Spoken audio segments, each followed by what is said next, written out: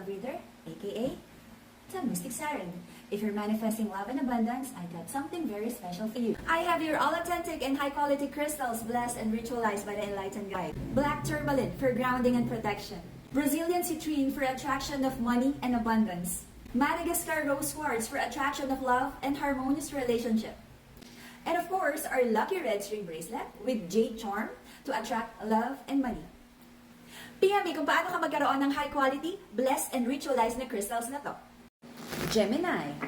This is a Gemini reading for the month of May. For your personal reading, kindly send me a direct message. Ang aga, Gemini, overthinking. Okay, anong ino-overthink ng mga Gemini? Ano na naman ang ino-overthink niyan? This is a general reading. For your personal reading, kindly send me a direct message. Okay? Tatanungin ko pa ba kung kamusta ang mga Gemini? You wanna have a new beginning, kaya lang may trust issues. You feel na hindi pa, parang I feel na hindi, may mga trust issues sa relationship. So, yun yung nagdadala sa'yo ng overthinking right now. Okay, let's see. Gemini reading for the month of May. For your personal reading, kindly send me a direct message. Last two shuffles for the Gemini. Gemini, Gemini, Gemini. Anong ino-overthink? Bakit may trust issues yarn? Okay. I feel sobra kang in love. You need your person. You long for your person. Sabi mo, kaya tong ilaban. Okay? Namimiss mo yung person mo. Pero right now, ang daming trust issues. Nakikita mo ba talaga yung sarili mo sa future na kasama yung person mo?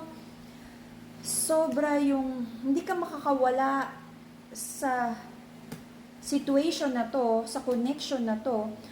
Pinili mo naman tong person na to, okay? Pinili mo siya and parang hindi ka makawala. Nakatali yung energy mo, okay? Hindi naman tapos tong connection na to, but you feel na parang hindi equally attracted sa'yo yung feminine energy, okay? You feel na hindi ganun ka-interesado yung feminine energy, but I don't feel na hindi tapos tong connection na to. Gemini, meron bang ibang nai-involve na ibang feminine energy dito? I feel yung masculine is mahilig sa chicks. Ano ba? Aga naman. Okay. Nagkaroon ng reconnection. This is a very strong soulmate connection. Okay. You're trying to make the relationship work out for now. Okay. Kaya lang parang nagkakasakitan. May mga disagreements. Okay. Let's see.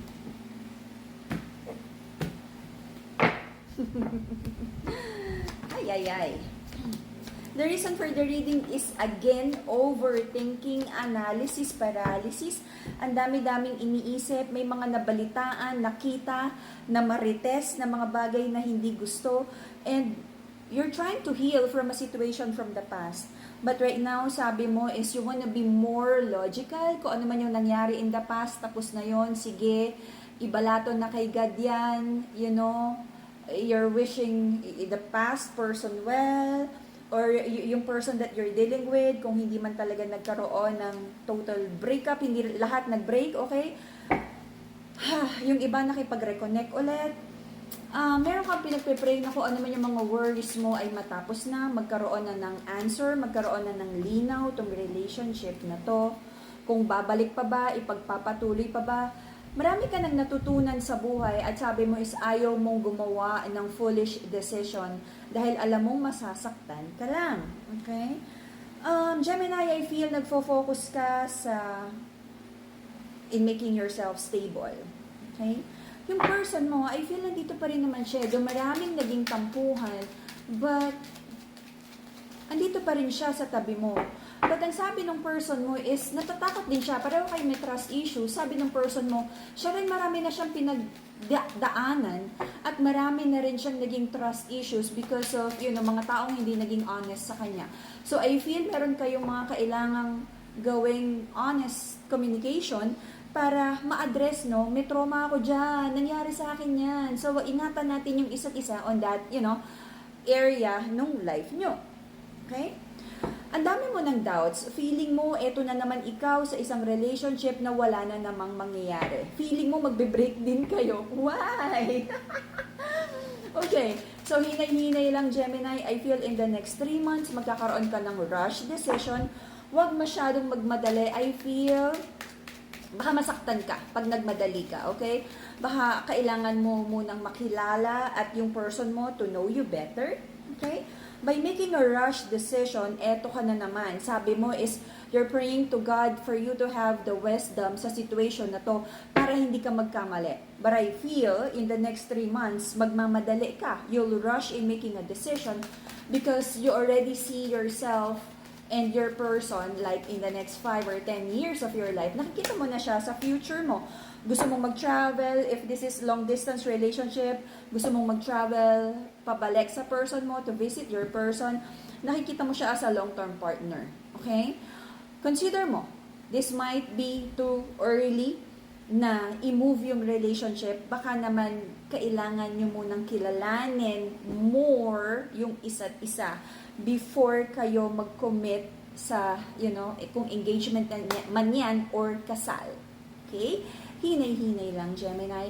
And that is the Gemini reading for the month of May. See you again in a few days for your June reading. And PM me for your personal reading. Bye-bye, Gemini. Good news sa lahat ng nag-aabang sa ating bagong line of crystals. Ang isa sa ating pinagkakatiwalaan na healer at magaling mag-love spell na si Everlasting Alpha at kilala natin bilang Ate Joy ay naglabas na rin ng kanyang crystals. Huwag na nating patagalin. Umpisahan na! Para sa lahat ng may problema sa reproductive health, para sa'yo ang Healing and Fertility Bracelet na to. Kung ikaw ay may hinihiling na blessing na pinansyal, para sa'yo ang Abundance and Protection Bracelet na to. Elephants are known to be wise and strong. Ang Lucky Elephant Bracelet na to ay magdadala sa iyo ng good luck, vitality, and protection. Isa pang pampaswerte, ang Lucky Money Bracelet na to ay mag-a-attract ng abundance at prosperity sa kung sino mang may suot nito. Ang lahat ng bracelet na to ay na-cleanse at naorasyonan ng ating Everlasting Alpha. PM me kung paano ka magkaroon nito.